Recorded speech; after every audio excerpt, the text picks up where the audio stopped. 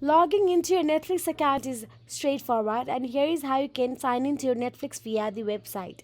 So let's get started. Firstly, go open any web browser on your desktop, then simply type down the www.netflix.com on your search address bar, and then you'll be navigated to official Netflix website.